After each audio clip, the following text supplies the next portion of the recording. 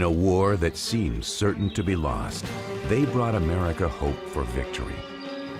Across thousands of miles of Pacific Ocean and dozens of jungle islands occupied by an unrelenting enemy, they fought to the death. Their story is one of uncommon valor, a near mythic legend paid for with bravado, bayonets, and blood. Marine Raiders, next on Dangerous Missions.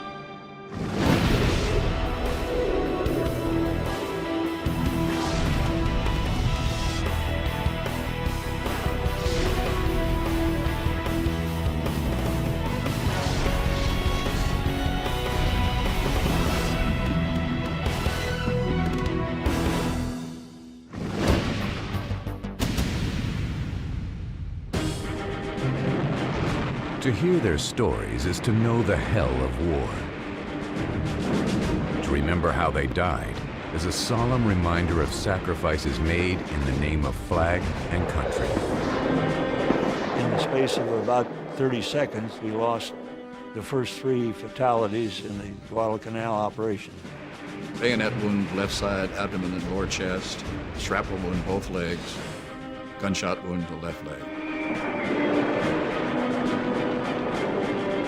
When we came through their lines, they actually looked at us as though we were seeing ghosts. For 2 ferocious years, from 1942 until 1944, a few thousand hand-picked, lightly armed Marines cut a swath of destruction on Pacific Islands behind enemy lines, across some of the most brutal killing fields ever seen in war. They are considered the first Special Forces unit in the history of the United States military.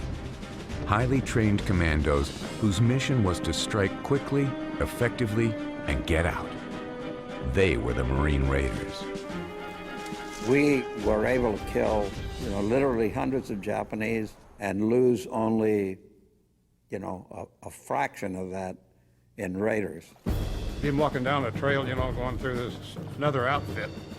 And some little kid would look up and say, hey, what outfit?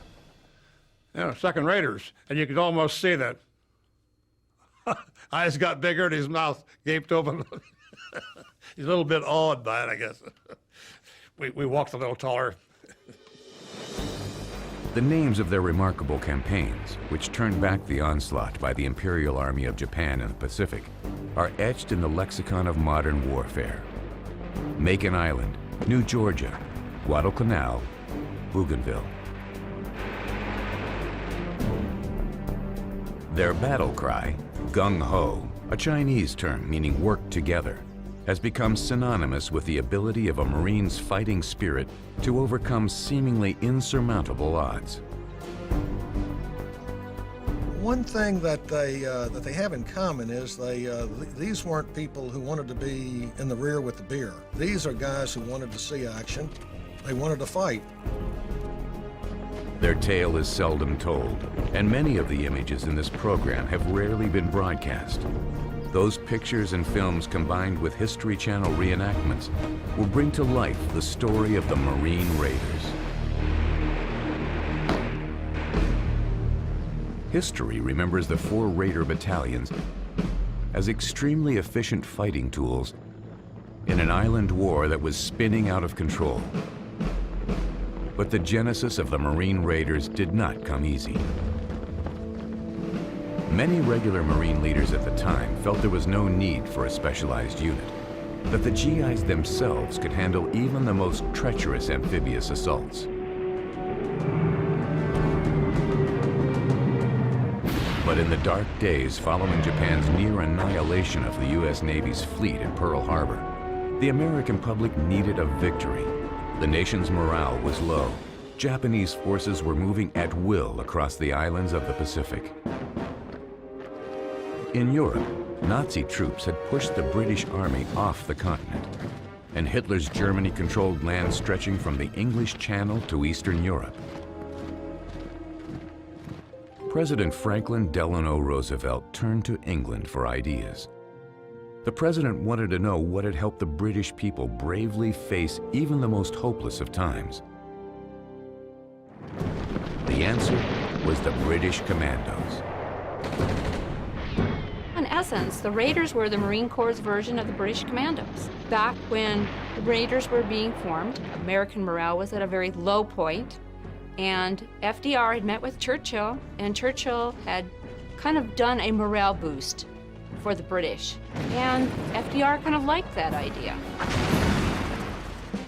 Two people were instrumental in pushing Roosevelt toward forming an American version of the British Commandos. One was his son, Jimmy, a Marine himself, who believed that a commando fighting force would be effective in the South Pacific. The other was an old friend of the president's. He was a veteran officer who had fought with the Marines in Nicaragua and spent much of the 1930s in China, where he studied that country's commando forces. He would go on to become one of the Raiders' most enduring legends. His name was Evans F. Carlson.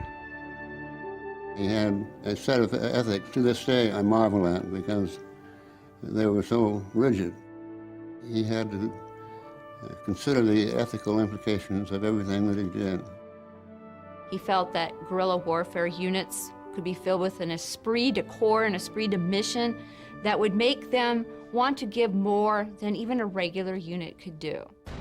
With the permission of the president, Carlson and Marine Commander Merritt A. Edson, a veteran of the Banana Wars in Central America during the 1920s, began to recruit volunteers. Edson headed the 1st Raider Battalion at the Marine base in Quantico, Virginia. Carlson's 2nd Battalion trained at Camp Elliott in San Diego, California. Both men made it clear to potential recruits that the Raiders would be a breed apart. Marine Raiders were all volunteers, and you might say they were volunteers for the second time because at that time the Marine Corps was not taking draftees. You had to volunteer for the Marine Corps, then you had to volunteer for the Raiders. They were a first in, last out outfit, supposedly. That was one of the things that intrigued me, was the fact that we could get into the war quicker. But just being physically fit and willing to fight did not guarantee being assigned to the Raiders. They were grilled, actually, on a number of sort of pop quiz type questions, and one of the pop questions was, how would you feel about killing a Jap with a knife? If you recoiled at the thought of that, well, then you weren't for them. William Lansford was a young Marine who heard about the Raider recruitment and wanted in. Refused permission by his commanding officer to volunteer, he snuck away from his unit to try and get an interview with Evans Carlson. He's sitting there at a little crappy table and he's writing something in a notebook. He said, "What can I do for you?" I said, "I want to join the Raiders." And then he began asking me questions, would you cut your buddy's throat if he was panicky behind the lines and stuff like that. It was fairly melodramatic stuff. And I answered what I thought he wanted to hear. The next day, Lansford became a Raider. His 3 months of training went far beyond what the Marines had put soldiers through. Advanced weapons practice, hand-to-hand fighting, demolitions,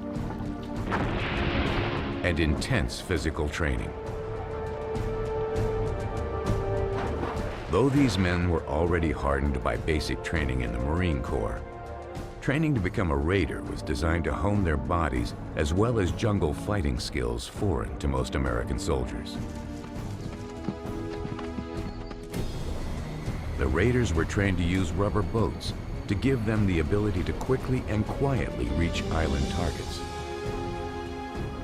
And the Raiders were essentially formed as shock troops just to really throw an enemy in disarray, and they were never trained to fight a defensive fight.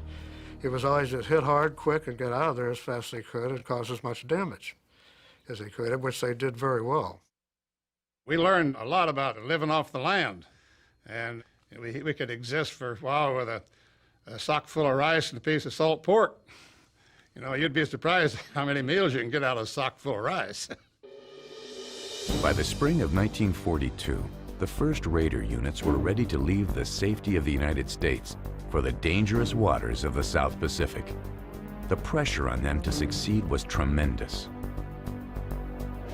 Most of the U.S. military might was focused at the war in Europe, and South Pacific, Japanese troops were encountering little or no resistance as they moved from island to island on a vicious expansion eastward.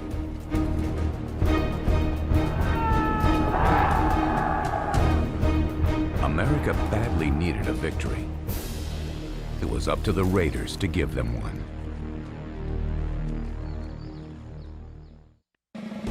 By the summer of 1942, Marines and the Marine 1st and 2nd Raider Battalions had made their way to the South Pacific. Made up of 800 men each, the battalions set up training posts in Hawaii and Samoa. Often on these islands, more regular Marines volunteered to become Raiders. We were eating Australian mutton at Shaolin camp as a replacement unit, and a young lieutenant came down from the Raider camp and asked if anybody wanted to volunteer. And I dropped a piece of meat from my mess gear on the ground. The camp dog wouldn't eat it. And this lieutenant said, "We're having steak at the Raider camp," and I was about the third one at the coconut tree to sign up. That's how I became a Raider. It was from these islands that the Marines would stage their assaults across the South Pacific. And it was on these islands that the Raiders prepared for commando raids into the unforgiving jungle strongholds held by the Japanese. Though the two Raider battalions trained for similar assignments, hit-and-run commando-style missions, their leaders could not have been more different. Merritt Edson, commander of the 1st Raider Battalion, was a by-the-book Marine. A decorated war hero who had come of age fighting in Central America, he believed in protocol, proper decorum, and a strict adherence to Marine procedure.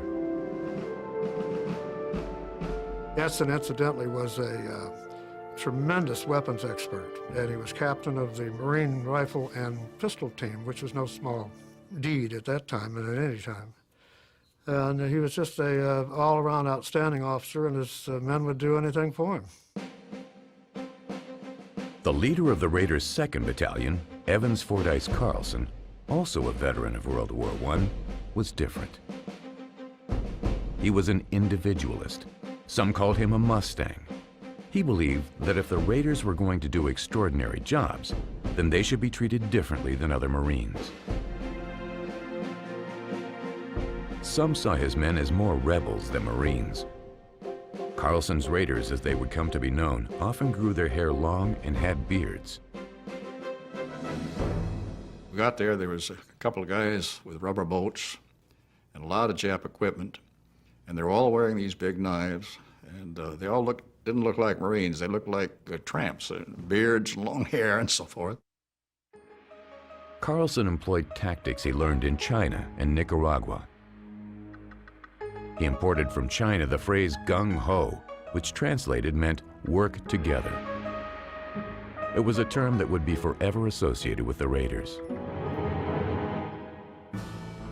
Carlson trained us so well, in my view, and in the view of others too, that actually, far from being a suicide outfit, we were so well trained that I think we have fewer casualties than the average Marine unit did. I think the enemy is the one that had the big casualties when we met, not us, and I'm not boasting. During the months of arduous jungle training and later in the hell of battle, Carlson held gung-ho meetings where operational plans and objectives were discussed, and every man in the Raider unit could speak his mind, regardless of rank. The troops could speak their minds and about anything and not really have any guilt about it or fear of reprisal. And it was a system that Carlson instilled in them, and his troops just loved him. They had followed him right over the edge. The well-being of his people always came ahead of his personal feelings or personal desires or personal situation. Always. Carlson knew that passion would be needed when his Raiders stepped into the line of fire. Carlson also developed what, at the time, was an unorthodox approach to jungle warfare. The regular Marines used an 8-man formation when going into battle. Carlson used a 10-man team, one squad leader, and 3 fire teams of 3 men each. Each fire team had a Thompson submachine gun, a Browning automatic rifle, and one of the new Garand M1 semi-automatic rifles. Well, he thought that there was a serious need for an organization like this that was capable of operating independently and was heavily equipped with weapons so that the firepower was 3 or 4 times as great as one might expect from a battalion of similar size in a line regiment. In a 3-man unit, you can see what the possibilities for firepower were. Enormous. Carlson's son, who was also a Marine, wanted to follow his father into battle with the Raiders. But the senior Carlson at first wanted nothing to do with his son being beside him in war. I mentioned to my father a number of times, formally and informally, and verbally and in writing, of my desire to be a member of his outfit. And he said, "Go away and bother me," or words to that effect. The younger Carlson got into the Raiders with the help of the president's son, Jimmy Roosevelt, who would go on to command the 4th Raiders Battalion. Carlson loved photography, and many of the pictures seen in this program were taken by him or by the battalion's photographer. Many of the images have never before been seen. Though Carlson became symbolic with the romance of the Pacific War, it was Edson and his 1st Raiders Battalion that first saw action against the Japanese. It happened on August 7th, 1942, on a small strategic piece of land located in the Lower Solomon Islands called Tulagi, home to a Japanese seaplane base. Tulagi was known to be the hardest nut to crack as far as coming in because they had several hundred of what they called Special Landing Force people that we would call Japanese Marines. They were well trained and very, very bitter fighters to the end. Tulagi was small, only 4,000 yards long and no more than 1,000 yards wide. When the Raiders arrived, small skirmishes turned into major assaults. The 872 invading Raiders found the only way to flush out the Japanese was to use explosives. That night, the Japanese countered with a classic banzai bayonet attack. The enemy came within 50 yards of the Raider command post, but Edson's Raiders held on and ferociously fought back. By 3 p.m. the following day, Edson declared the island secure. The Raiders suffered losses of 38 dead and 55 wounded. All but 3 of the 350 Japanese defenders were killed. The Raiders proved themselves as capable fighters the first time in combat, but they would soon find out that victory against the Japanese would not always come easy, and sometimes not at all.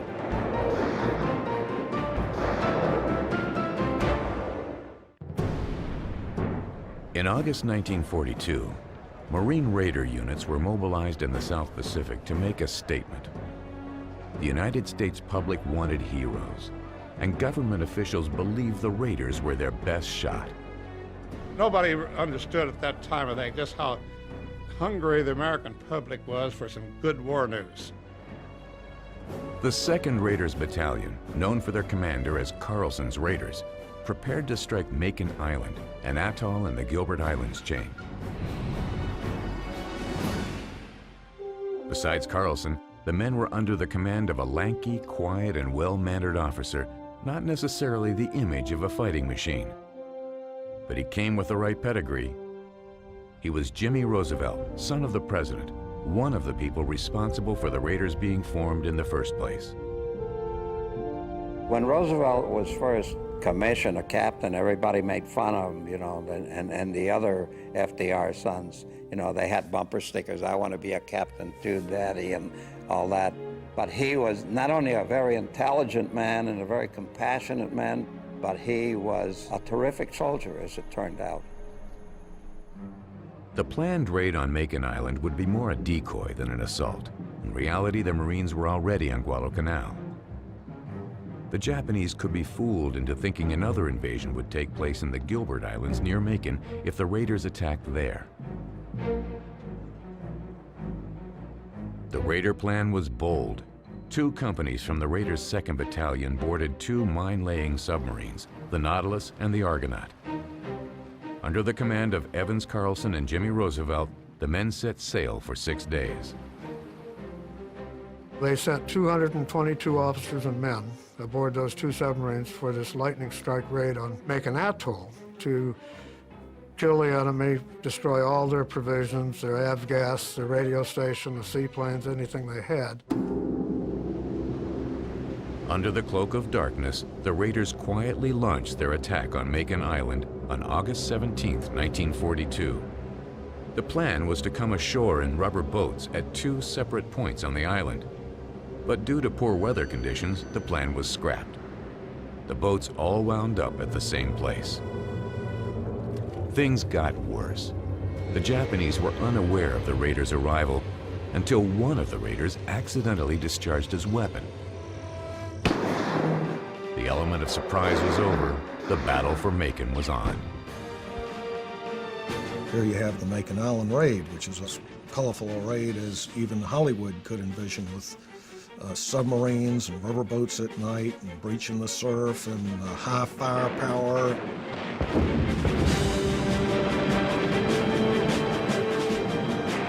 During the first few minutes of the firefight, Sergeant Clyde Thomason died while directing the fire of his platoon.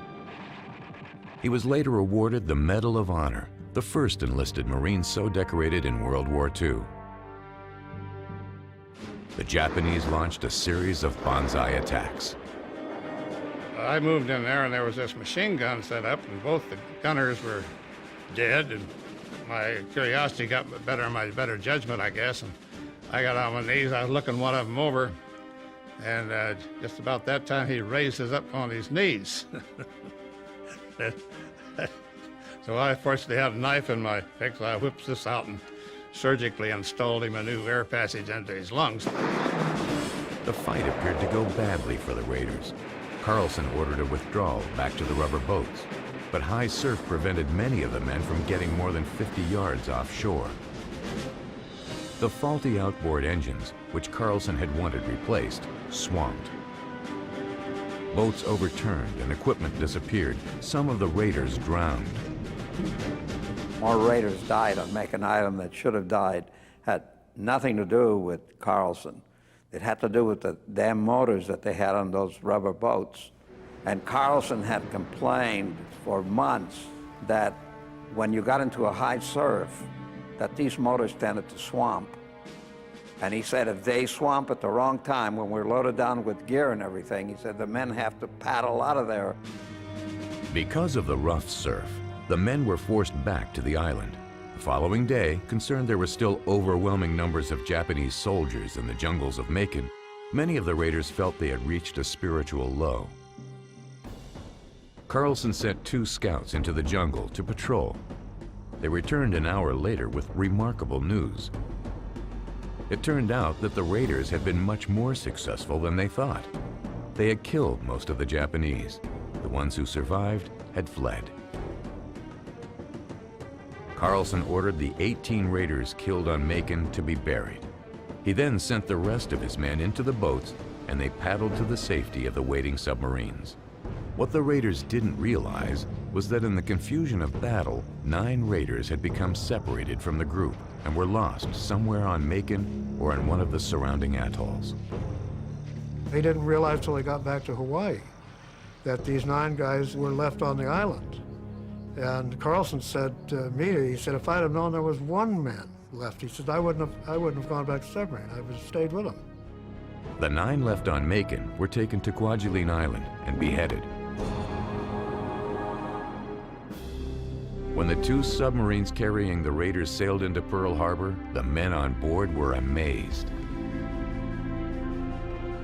We were surprised as we were going down Battleship Row there. The Navy had all their crews aft, and the band was playing the Marine hymn, and up ahead on the pier was a big Marine Honor Guard, present arms, and there was all the Navy brass in Honolulu.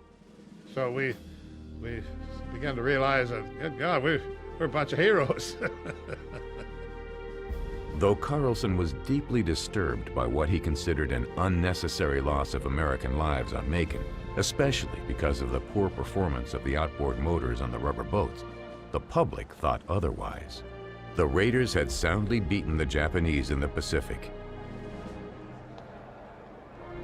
In an interview given during the war, Carlson focused on the bravery of his men in battle. Our casualties were very light by comparison with the enemy. They were light because the Raiders worked together, cooperating fully. Each man and officer knowing his part of a job and doing it with the unspoken assurance that his comrades would be where they were supposed to be, when they were supposed to be, and doing what they were supposed to do. The next ordeal was just weeks away. It would test the mettle of even seasoned combat veterans. The Raiders were about to be thrust into the most hellish series of battles they would ever face, the violent firefights for control of an island known as Guadalcanal.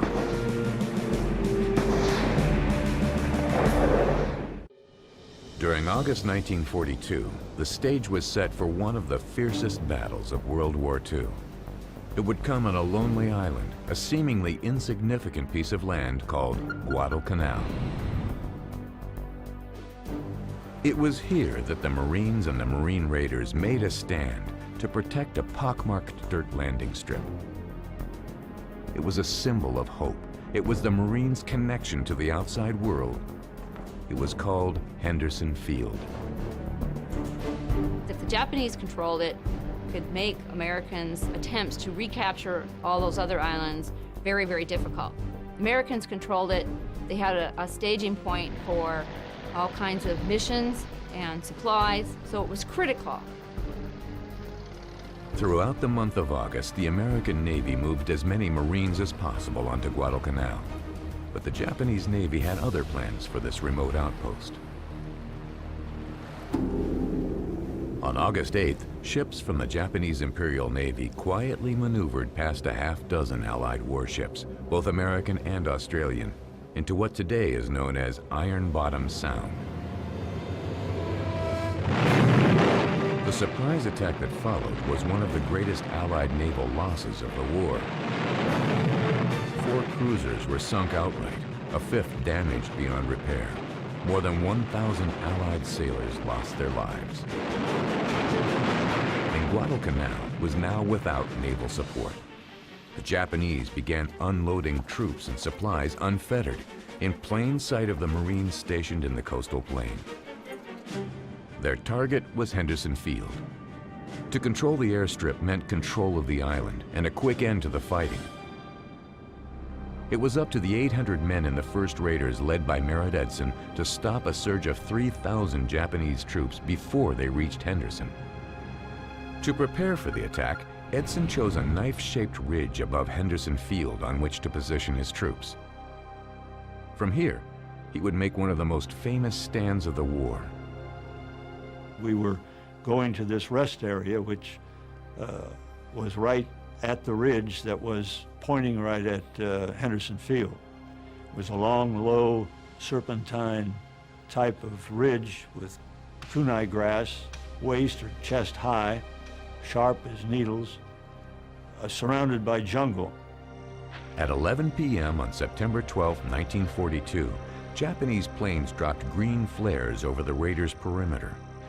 Minutes later, Japanese troops poured out of the darkened jungle.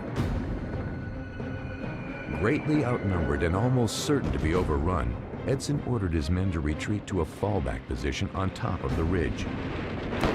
Raiders bunkered down in foxholes. Enemy machine guns and rifle fire came in from seemingly all directions. Many of the Raiders were near the breaking point, but Edson stood firm. He supposedly told them, "You're all Marines. Get up on this ridge and fight." Held off several banzai attacks of the Japanese, and in between the attacks, they spent their time digging huge foxholes, which protected them from the Japanese artillery fire and ultimately saved the day for them. By morning, when the smoke had cleared, the Raiders still controlled Henderson Field. During the battle, they had lost 138 men. The Marines' 1st Parachute Battalion lost 128. A total of 700 Japanese were dead. Another 500 who were wounded but later escaped died in the jungle. The hilltop where the Raiders made this valiant final stand was given a name after their leader. It became known as Edson's Bloody Ridge. The Raider Battle of the Ridge was a defining moment for the campaign. They had other big battles over that same ground, one big one anyway, later on, but they had the manpower then and the support that they didn't have when we were there. Though the fight for Henderson Field was over, the battle for Guadalcanal was not. Japanese troops still patrolled the jungle, and another offensive was making its way west to engage poorly supplied Allied soldiers. The Marines sent Evans Carlson and his 800-man 2nd Raider Battalion behind enemy lines to seek out and destroy the advancing Japanese column. The 31-day mission, one of the longest in military history, was called the Long Patrol.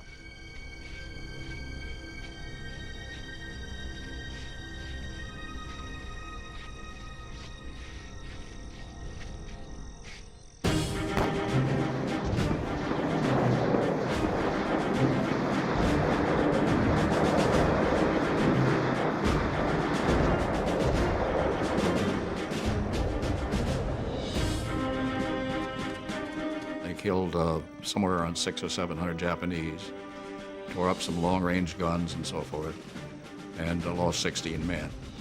They were behind the Jap lines on Guadalcanal for 30 days. And I'd say that was the classic. Brutal hand-to-hand combat in the jungle was a daily occurrence. We were able to kill literally hundreds of Japanese and lose only a fraction of that in Raiders. And one time, I think we knocked off about 50 of them at Asamana, and we lost 3 Raiders. But the odds were always that way. You know, the Japanese were not, they didn't expect that Americans would be able to do that. Despite the success in battle, living conditions on the Long Patrol were beyond miserable. We literally lived on rice and tea and a little bit of bacon occasionally. That was our whole diet during that period. Despite the hardships, Carlson's Long Patrol was a success. Thought to be the longest of its type in World War II, it resulted in 448 enemy killed. The Raiders lost 16 men and had 18 wounded. And we were able to hit them and then disappear into the jungle, which must have galled the Japanese because they were supposed to be the great jungle fighters. The result was that after 30 days of following and hitting these poor guys, the regiment ceased to exist. When it arrived at its destination, it was useless. And my understanding is that the colonel burned his flag and shot himself, and that was the end of that effort. The victory was especially sweet for Evans Carlson and his son, who had disobeyed his father and fought alongside him in the bloody battle for Guadalcanal. But the Raiders would soon find out that their heroic status, paid for with so much blood, would be tragically short-lived. The days of the Raiders were coming to an end.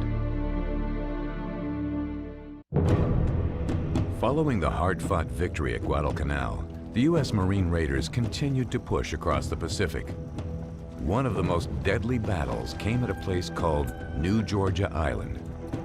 The 4th Raiders Battalion attacked Japanese outposts. Heavy losses were sustained on both sides. For the 4th Raiders Battalion, the battle would always be known as the Baptism of Fire. The fighting was intense. Raiders were sent into battle without adequate air cover and were outnumbered by the Japanese troops. We went in without any artillery, without any 80 millimeter, no air that didn't materialize, and I don't know why the ships never fired in their support, But we made the attack, and we couldn't do it. We had to back off. That's the only time I think that we didn't get our objective. And that was kind of the story of New Georgia. One of the last campaigns for the Raiders came early in 1944 at an island called Bougainville.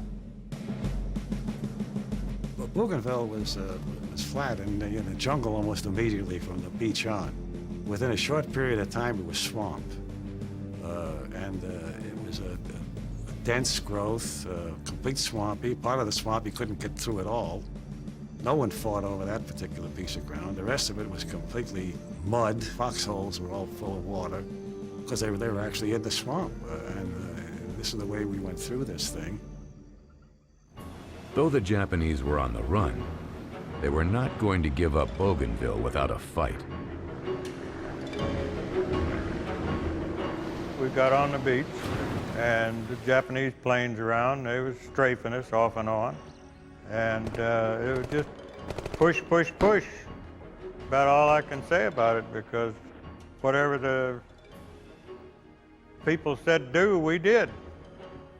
We just kept moving. The 2nd and 3rd Raiders battalions of 800 men each fought on, despite casualties. The round, I think it was a sniper, it went to the guy's canteen next to me and then went into my leg. If it hadn't, I'd probably had some serious injuries, but I never came off the line on that, and I limped for a while. But Corpsman pulled a slug out of my leg and put some sulfa powder on it, and we went on. By January 1944, the battle for Bougainville was over. The Japanese army retreated. But fighting in the Pacific was no longer a raider game. Instead of small insurgency groups, the military needed large invasion forces. The days of the raiders were over. They were folded back into the ranks of the regular Marine Corps, and many fought at Okinawa and Iwo Jima. In fact, Mike Strank, a member of the 2nd Raiders, was one of the 6 men who raised the American flag on Iwo Jima. The prevailing thought held before the formation of the Raiders that every Marine, in essence, could be a Raider. That they didn't need to have these separate organizations, but what they needed are people to be trained for special operations as these operations came up. Kind of led them to believe that we need to go back to the idea that you don't need an elite unit within an elite unit. Evans Carlson, the leader of the Raiders' 2nd Battalion, lost his command. After leaving the Raiders, he went on to fight in 3 Marine campaigns: Tarawa, Kwajalein, and Saipan. He was severely wounded on Saipan while rescuing his radio man, but returned to duty and served for the rest of the war. The high command finally got Carlson. They took the Raiders away from him. They made a staff officer out of him, an observer. To the best of my knowledge, he never received a command of his own ever again. Oh, they pinned another Navy Cross on him, you know. They gave him medals, but they didn't give him the thing that he wanted the most, and that was what he used to call my Raiders, you know, my boys. So they had a short 2-year history, but they blazed a lot of glory in those 2 years. Carlson retired in 1946 at the rank of Brigadier General, U.S. Marine Corps. He died in 1947 and is buried at Arlington National Cemetery. At the Marine Raiders Museum in Richmond, Virginia, thousands of artifacts from the Raider glory days are on display. Guns that blazed across the Pacific. Hundreds of photos of the Raiders in action. And the knives that the men who wore the distinctive Raider patch used to clear jungle path and kill the enemy. But perhaps the part of the museum that brings the most pride is the honor roll doors, created by a Raider, which lists the names of all 8,000 Raiders. For the Raiders veterans, their record of service speaks for itself.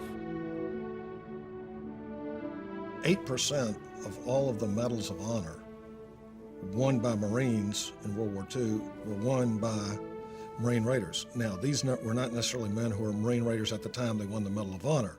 They might have been with the new 4th Regiment or with the 6th Marine Division. You find that 12% of the Navy crosses which is second to the Medal of Honor, were won by Marine Raiders.